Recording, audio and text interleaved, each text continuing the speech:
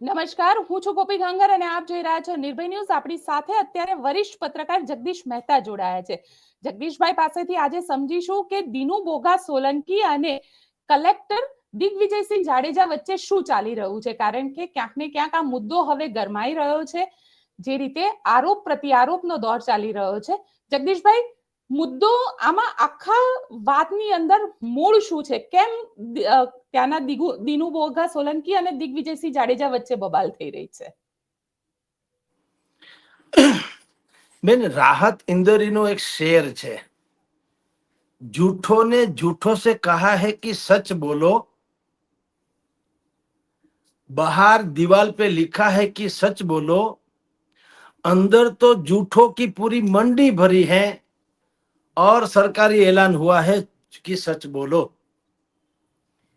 બે એકબીજાને માથે રાત્રિ એમ છે, ક્યાંય કાંદો કાઢી લેવા જેવો છે નહીં. દિનુ બોગા સોલંકીએ એમ કીધું કે સૂત્રાપાડા સોમનાથ ગીરના કલેક્ટર દિગ્વિજયસિંહ જાડેજા ભ્રષ્ટાચારી છે.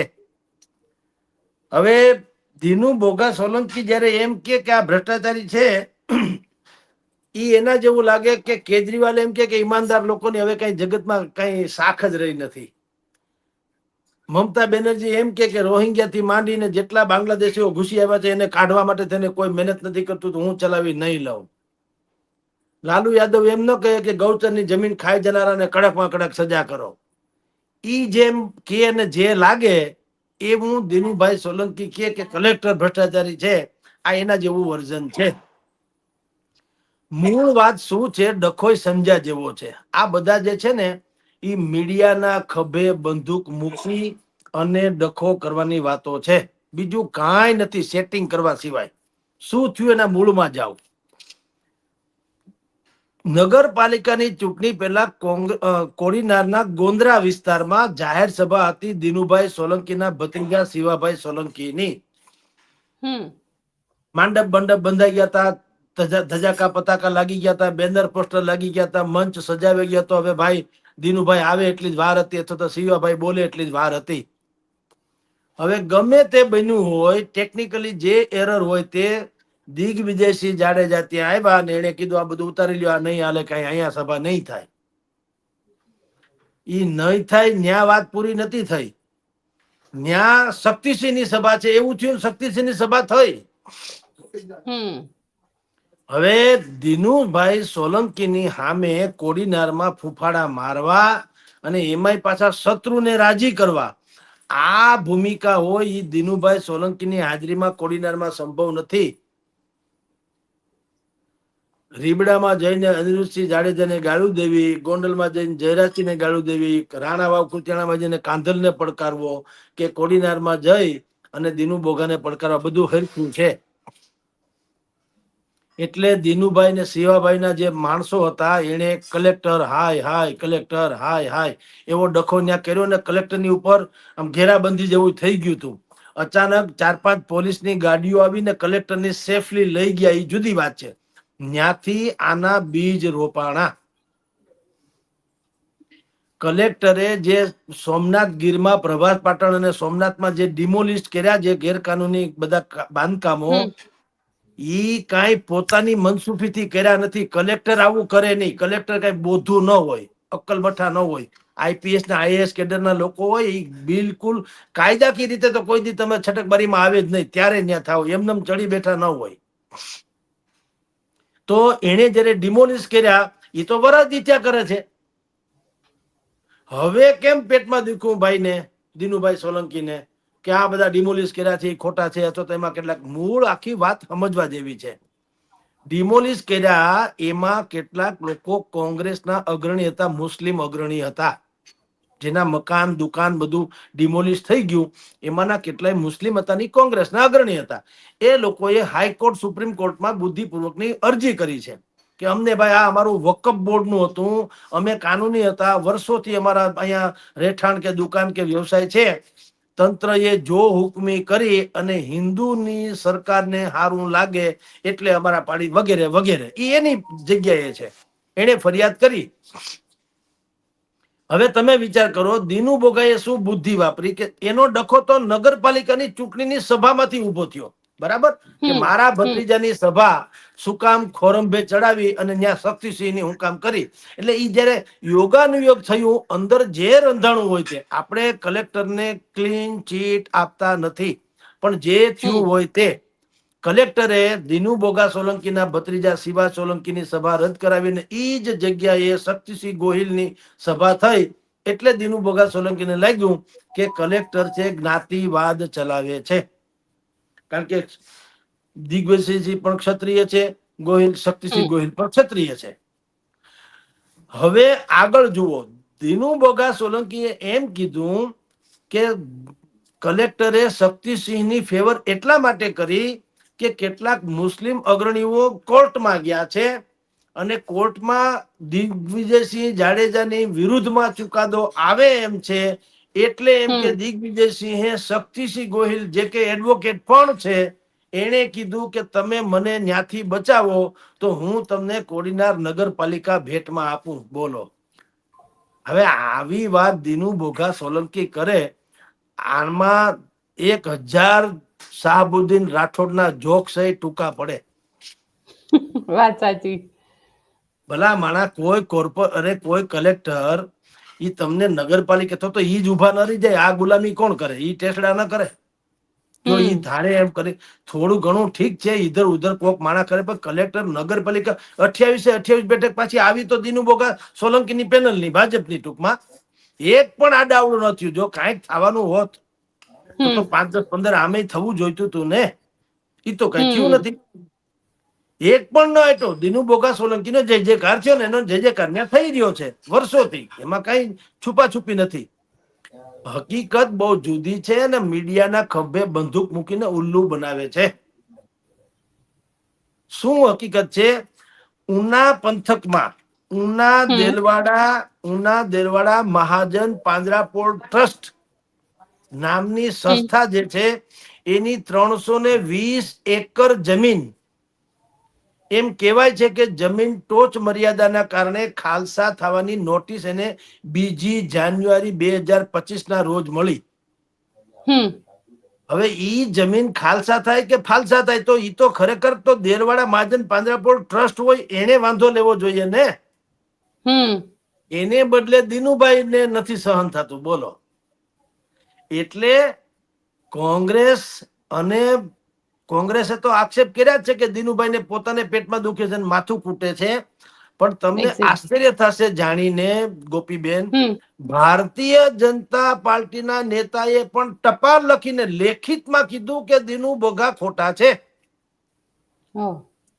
બોલો, પૂર્વ સંસદીય સચિવ જેઠાભાઈ સોલંકી એને પત્ર લખ્યો મુખ્યમંત્રીથી માંડીને લાગતા વળગતાને કે દિનુભાઈ બોગા જે છે ઈ આખલાની જેમ જમીનો ચરી ખાય છે.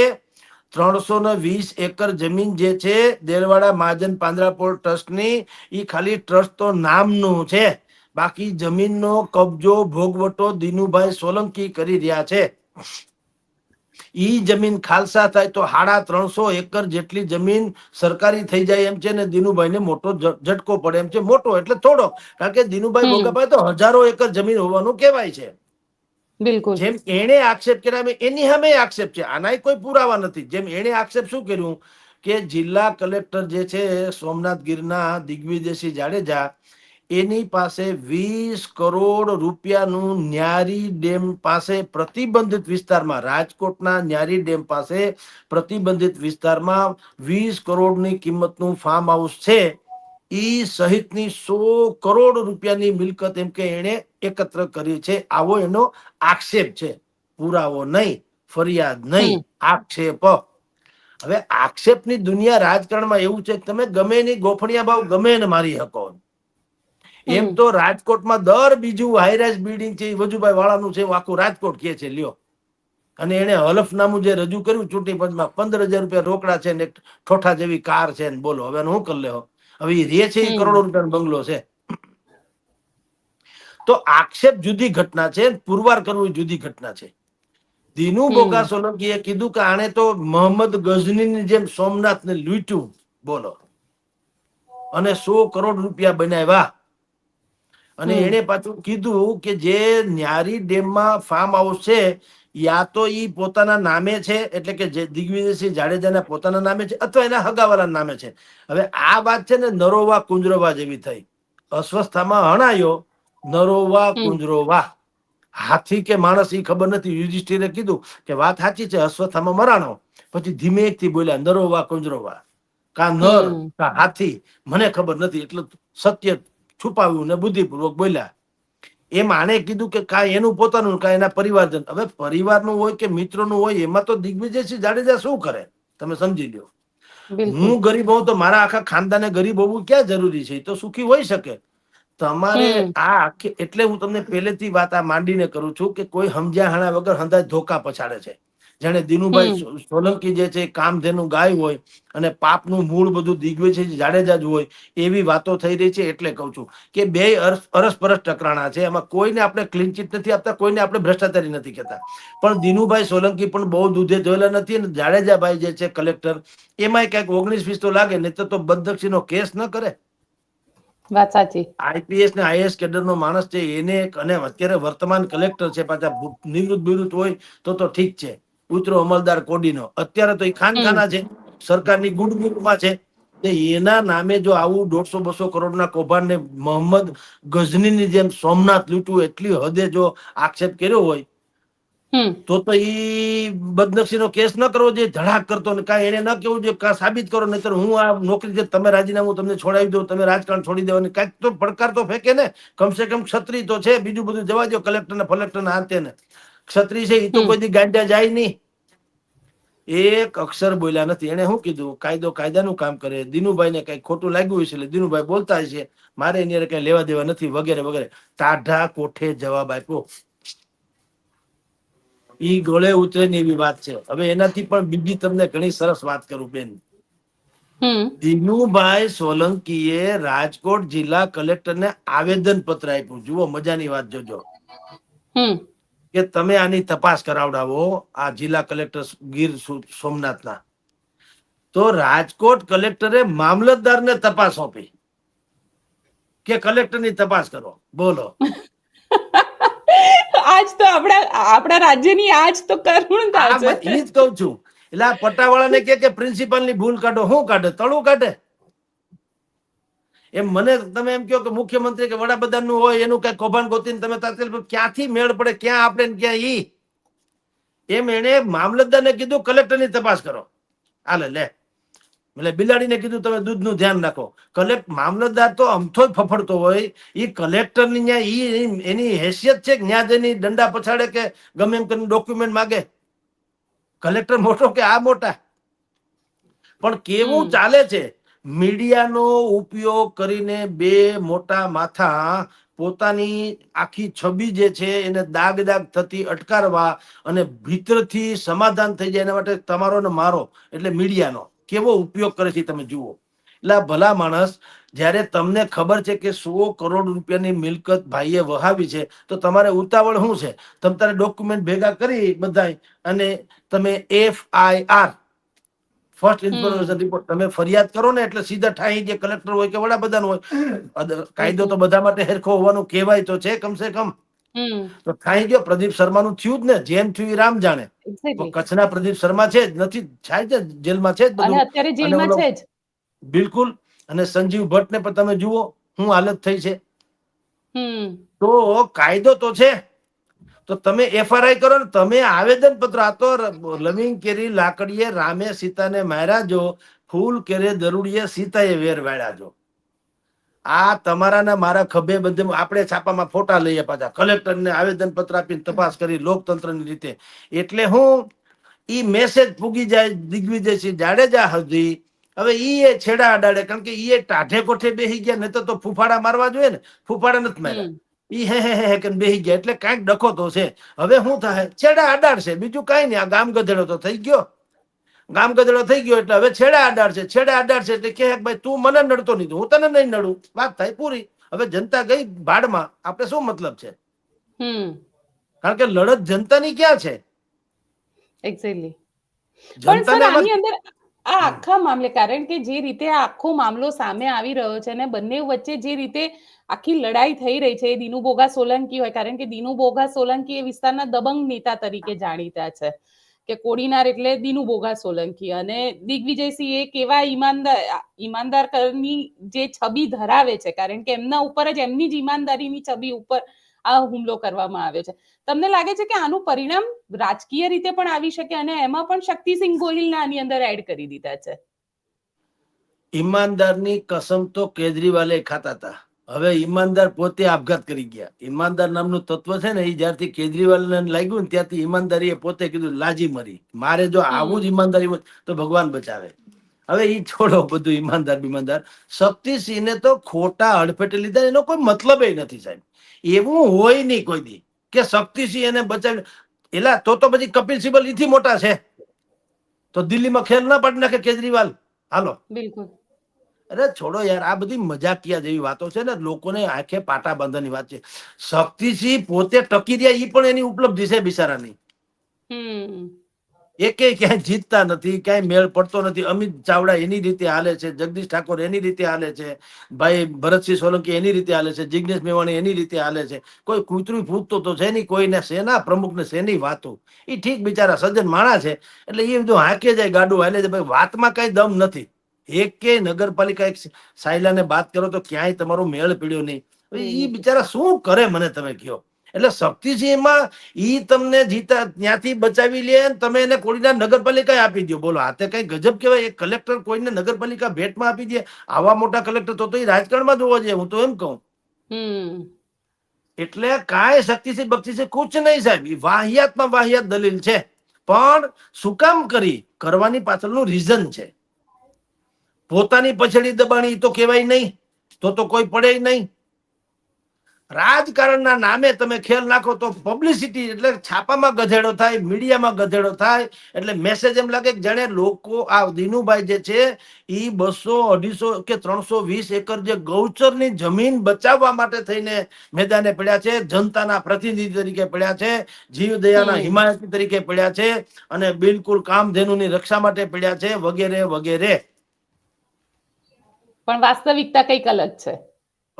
દીવા જેવું ચોખ્ખે ચોખ્ખું છે. એટલે આપણે તો ખેર આપણે શું કામ બોલીએ છીએ, એટલે ભારતીય જનતા પાર્ટીના નેતાએ જ કીધું. કોંગ્રેસ તો હજી ઠીક, કોંગ્રેસના નેતાએ પણ કીધું, પણ ભાજપના નેતા મેં તમને નામ આપ્યા છે, એ લોકોએ લેખિત પત્ર લખ્યો છે. બોલો, તમારી જેઠાભાઈ સોલંકી ને ભીખાભાઈ ગોહિલ એને બિલકુલ કીધું છે કે આમાં દિનુ બોગા ખોટા છે.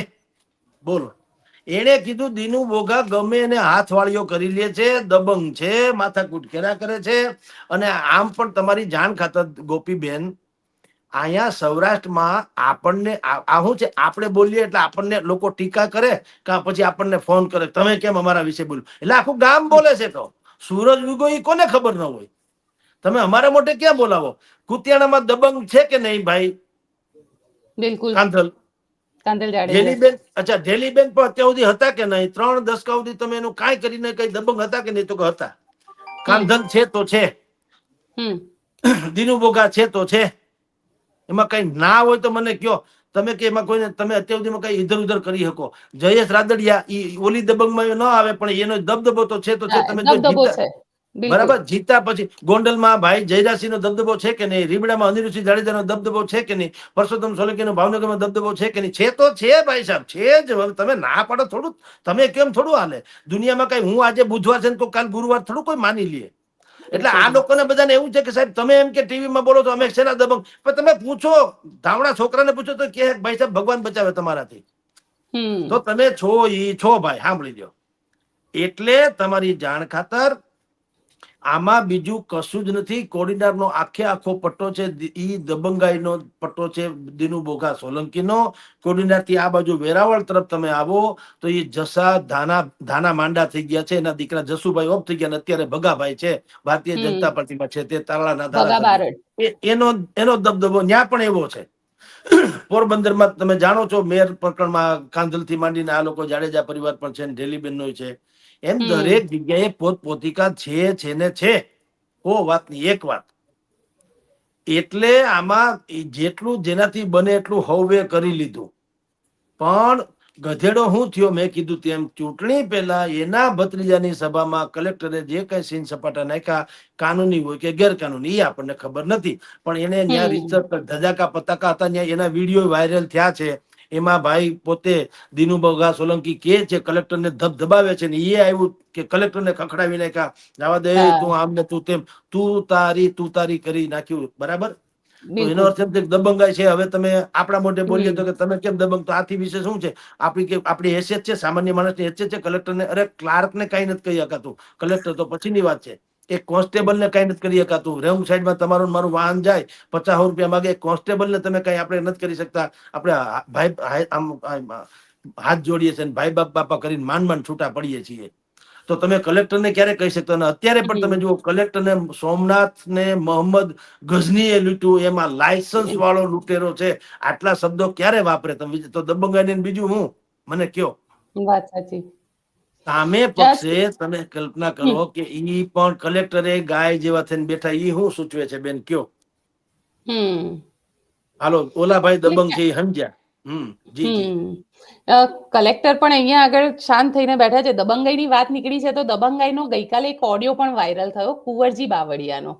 કુંવરજી બાવળિયાનો આ ઓડિયો વાયરલ થયો છે. ઘનશ્યામ રાજપરાની હત્યા બાદ કોળી સમાજના લોકો ઉપર જે કેસ થયો, હવે જે રીતે કુંવરજી બાવળિયા બોલી રહ્યા છે અને કુંવરજી બાવળિયા ગર્ભિત ધમકી આપી રહ્યા છે, આને કઈ રીતે જોવાય છે? કારણ કે સૌરાષ્ટ્રની અંદર નેતાઓની આવી ગર્ભિત ધમકી જે છે, આવી ઘણી બધી વખતે આપતા હોય છે, પણ ઓડિયો પહેલી વાર આવી રીતે સામે આવ્યો છે. ના, કુંવરજીભાઈ તો આ રીતે પંકાયેલા છે. ઓડિયો પેલી વાર એવો ભૂતકાળમાં આવેલો છે. અને એક આરટીઆઈ એક્ટિવિસ્ટની હત્યામાં પણ એનું નામ આવ્યું હતું. જેમ આ રાજપરાની હત્યામાં પણ એમ કહેવાય છે કે જે હત્યારા છે કુંવરજીભાઈના સમર્થક છે. આ ઘણા સમયથી હાલે છે ડખો. અને કુંવરજીભાઈ આવી રીતના દબંગાઈ તમે કયો છો એવી રીતના અમુક પ્રકારના સ્ટેટમેન્ટ કરવા માટે પંકાયેલા છે. બધાને શું છે બેન, તમને કહું, કોઈને કોઈના ઉપર પ્રેમ નથી. જો રાજપરાના નામે પણ તમને કહું, જેની હત્યા થઈ છે એની કહું છું, 3 વર્ષથી એકલા લડતા હતા, પોતે એકલવીર થઈને ખાણ ખમીજ માફિયા સામે. હવે જે અત્યારે રાજપરાના નામે છાજિયા કૂટી રહ્યા છે, એને તમે કહો, તમે 3 વર્ષમાં ક્યારે એને મદદ કરી હતી? આજે તે દિવસે તમારા સમાજનો જ હતો ને. આપણે ત્યાં નનામી ઉપાડવા માટે થઈને ધક્કામુક્કી થાય. નનામી લઈ જાય ને સ્મશાનમાં, ત્યારે બધા લોકો ધક્કામુક્કી કરે, લાવો મારો ખંભો મૂક, મારો ખંભો. કાકા એ જીવતો હતો ત્યારે જો તમે ટેકો આપ્યો તો નનામી નીકળી જ ન હોત. વાત સાચી છે. જીવતા હોય ત્યારે તમે ટાટિયા ખેંચ્યા, હવે તમે ધક્કો ફોટો પડાવવા, હું તમારા ટૂંકમાં ભાગ લીધો મેં દુઃખમાં, એ બતાવવા હતું. એમ હવે જે રાજપરાની હત્યા થઈ, બધા કે છે કે આરટીઆઈ એક્ટિવિસ્ટ હતા, 3 વર્ષથી લડતા હતા. તો તેદી સમાજ ક્યાં ગયો? તો મને કયો. કોઈએ કેમ ન કીધું સમાજને કે ભાઈ તું લડત બરાબર, તારી લડત સાચી છે અને અમે તારી સાથે છીએ, તું સમાજનું ગૌરવ છો, વગેરે વગેરે. કોઈ કાળો કાગડો આવ્યો નહીં. ત્યારે બધા શું કહેતા હતા કે આરટીઆઈ એક્ટિવિસ્ટના નામે ચરી ખાય છે. આ જો સમાજના આ બધા વિકૃત ચહેરાઓ છે ને, ભલે કડવામાં કડવી વાતો છે, પણ આ સમાજને સમજવું જોઈએ. જે લોકો સમાજના નામે ચરી ખાય છે ને, જે લોકો હુસ્યો આમ જિંદાબાદ જિંદાબાદ કર, એ પ્રજાને સમજવા જેવું છે. કે મરી જાવમાં કોઈ ભોજ્યોભાઈ તમારો ધણી નહીં થાય. આ રાજપરાની હત્યા થઈ ગઈ, આખો કોળી સમાજ છે. પેલા સૌથી પેલા આ કુંવરજી બાબુ એ બધું છોડો, રાજકારણ. રાજપરાના ઘરે જઈને કોણ પૈસા આપ્યા હોય? અને બેન દીકરીને જે અત્યારે બિચારા દુખિયારા છે, એ પીડિતાને કોઈએ કીધું ભાઈ 50 લાખ રૂપિયા આલ્યો, તમારી બેંકમાં મૂકી દે, તમારા છોકરાના ભણતરના, તમારે જીવવું હોય ત્યાં સુધી મુશ્કેલ. કોઈ એક પાવલું આપ્યું મને બતાવો, ચાલો. તો ઓલો ગુજરી ગયા. આવી રીતે ઓલો ભાઈ જેઠવા, અમિત જેઠવા, જે દબંગાઈ જેની આપણે વાત કરીએ છીએ, આરટીઆઈ એક્ટિવિસ્ટ તરીકે, આમાં બધું 19-20 છે ને, બહુ આમ જોખી તોલીને સમજવા જેવું છે. તમે જેટલા પણ આમ જાહેર જીવનના છાપામાં સમાચાર વાંચો છો ને, એની ભીતર જાવ તો વાસ્તવિકતા જુદી તરી આવે. ખેડૂતોના આપઘાતથી કઈ બધા લોકો કઈ પાક નિષ્ફળ જાય એટલે મરી નથી જતા. પછી એને આમાં ગોઠવી દેવામાં આવે. અમુક કિસ્સામાં, મોટા ભાગના કિસ્સામાં નથી કેતો, અમુક કિસ્સામાં આવું બુદ્ધિપૂર્વક ગોઠવી દેવામાં આવે. હવે હું અત્યારે મને કોઈક મારવા આવે, એકચ્યુઅલી મારા કઈક કૌભાંડ હોય ને મારવા આવે તો હું પત્રકાર ઉપર હુમલો સાખીને, પણ પત્રકાર એટલે નથી માર્યો, તમારું પોતાનું કૌભાંડ છે એટલે માર્યો, એમ કહું. પત્રકાર બાય પ્રોડક્ટ છે, વાત સાચી. તમે સમજો. તમારા કૌભાંડ છે એટલે તમને ન્યાય માર્યા કે જે કઈ કર્યું હોય તો એમાં તમે ઈ ઉતરો તો થાય. હવે આપણે ત્યાં ઈ ઉતરે નહીં, સીધું પત્રકાર ઉપર હુમલો થાય, ચોથી જાગીર. અરે ઘોડી ચોથી જાગીર, તમે પાપ કર્યા તો ભોગવો, એમાં ચોથી જાગીર નો ક્યાં સવાલ છે? એમ આ બધા ઘટનામાં રાજપરાના કેસમાં પણ રાજનીતિ ખેલાઈ રહી છે. શું કામ? હવે ભારતીય જનતા પાર્ટી પાસે સૌથી પહેલું કામ કોઈ હોય તો સંગઠનને મજબૂત કરવાનું છે. તમે ત્યાં નવગણજી રાઠોડનો મેટર આજે વાંચી હશે. એને કીધું કે દલિત, આદિવાસી, કોળી, ઠાકોર કે માઇનોરિટી, આમાંથી કોકને કાં તો તમે મુખ્યમંત્રી બનાવો અને કાંઈ ન બનાવો તો ભારતીય જનતા પાર્ટીના કમસે કમ પ્રદેશ અધ્યક્ષ બનાવો. નહીં બનાવો તો આ પાંચેય સમાજ તમારો બહિષ્કાર કરશે, એમ નવગણસિંહ રાઠોડે જાહેરાત કરી, જે ઠાકોર સમાજના પ્રદેશ અધ્યક્ષ હોવાનું કહેવાય છે. નવગણજી ઠાકોર, રાઠોડ નહીં, ઠાકોર. હા, બરાબર, રાઈટ. હવે એને આ જાહેરાત કરી. હવે શું થવાનું તમને કહું. હરામ બરોબર એનાથી કાંઈ ભૂંજો પાપડે ભાંગે કોઈ એની નોંધે લેતો, પણ પોતે મોટા થઈ ગયા. 5 સમાજમાં જ્યારે પણ ઈ જશે ત્યારે કહેશે કે મેં કીધું છે. અને અમસ્તુ પણ સરકારે કઈ મૂર્ખ છે? આ 5 માંથી એક સમાજ છે એની તો મેળ પડવાનો જ ને. એટલે કહેશે કે મેં કીધું તું, એનો પડઘો પડ્યો. આલા ભલા માણસ, આ બધી રાજનીતિ છે ને, આપણા ખભે બંદૂક મૂકીને હંધાઈ લહેર કરે છે. પ્રજાને કાંઈ ખબર નથી. જેમ દીનુ બોગાના કેસમાં છે એમ. એટલે 6-7 મહિનાથી ઈ ડિમોલિશ કરે, તેથી તમે કાં બુલડોઝર બેહી ન ગયા? હાલો, તમે એ વિસ્તારના જુઓ, મુસ્લિમ લોકો તમારા મતદાર છે, તમે તમારા મતદારોના હિમાયતી જુઓ. તમને એમ લાગે કે કલેક્ટર ગેરકાનૂની કામ કરી રહ્યા છે, તમને એમ લાગે કે મનસુફી વાપરે છે, તમને એમ લાગે છે કે આ બધાના આશિયાના તોડી રહ્યા છે, તો તમે પૂર્વ સાંસદ છો, પણ તમારી સરકાર છે એમ કે તો હાલે. એ તો નક્કી છે, સરકાર તો ભાજપની જ છે, અને એટલીસ્ટ તમે ભાજપમાં છો.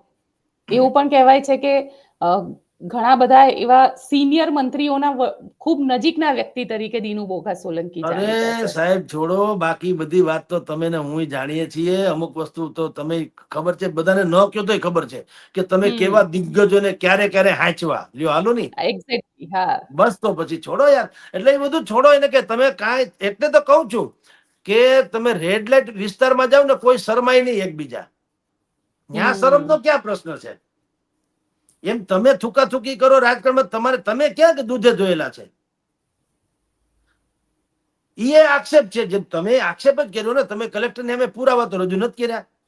એમ અમે અત્યારે જે વાત કરીએ એ શું કરીએ? આપણી પાસે તો છે નહીં. જનતા શું કે છે? ત્યાંની જનતા કે છે કે આનો દબદબો છે, આને માર ફાડ્યા છે, બાહુબલી છે, ફલાણ. બાહુબલી અમથી છાપ પડે છે? એને કઈ નહીં કઈ કારનામા કર્યા હોય તો જ બાહુબલીની છાપ પડી હોય ને. અને કારનામા કેવા હોય આપણે જાણીએ. પછી તમે ભલે ટેકનિકલી એરર થી છૂટી જાવ, એ જુદી ઘટના છે. એમ તો 15મી ઓગસ્ટે જેને અહીંયા જાહેરમાં મારી નાખ્યા, 15મી ઓગસ્ટે કલેક્ટર થી માંડીને બધાની રૂબરૂમાં જેને એક મંત્રી કક્ષાના માણસને મારી નાખ્યા, એ નિર્દોષ છૂટી ગયા. ટેસલા કરે લ્યો. હાલો, આ કાયદો. એટલે છોડો સાહેબ, આ બધું સમજવા જેવું છે કે તમે અત્યારે દીનુ બોગા હોય કે સામે કલેક્ટરે, તમે વિચાર કરો બેન કે હાલો દીનુ બોગા તો રાજકારણમાં છે ને ગમે એમ બોલે, બે ઘડી માની લ્યો. કલેક્ટર તો બહુ મોટી રેન્ક ઉપર છે ને, ખાનખાના ભણેલા છે ને. તો કાંઈ એને નોટિસ ના ફટકારી, હું બદનક્ષીનો કેસ કરીશ, અને કર્યો પણ કાં નહીં, એક અક્ષરે નથી બોલતા.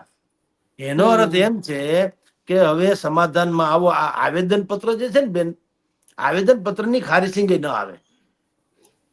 કલેક્ટર કચેરીમાં સમાધાનની મુદ્રામાં ચોક્કસ આવે. હા, જો રજૂઆત, આવેદન પત્ર, અરજી, ધરણા, આ બધા ડીંડક છે ને, ઈ માત્ર ને માત્ર સામે વાળી પાર્ટીને નોતરું છે કે હજી તમારામાં જો સમય હોય તો સમજી જાવ તો સારી વાત છે એમ.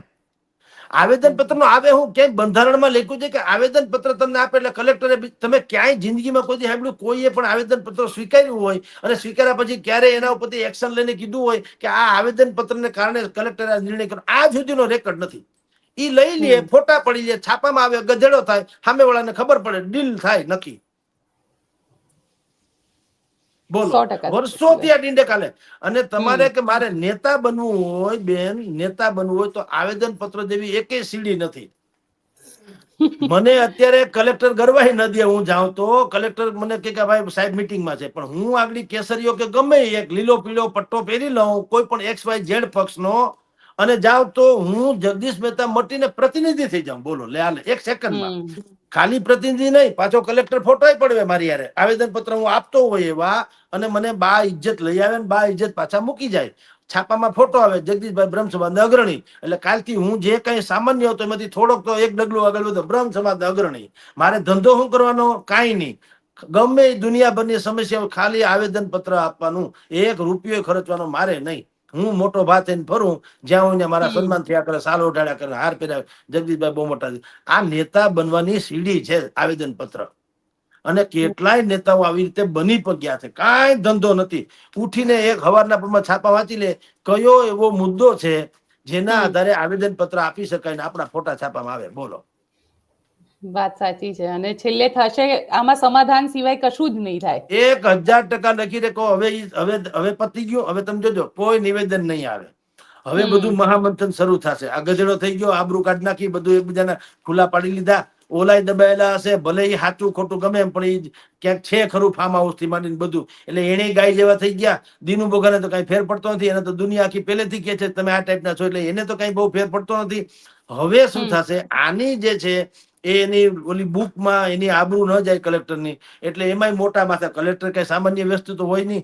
તમારા મારા જે લોકો જે આપણે 5 જણાના છેડા અડાડીને ગમે ત્યાં પહોંચી શકીએ, તો આ તો સ્વયં કલેક્ટર છે.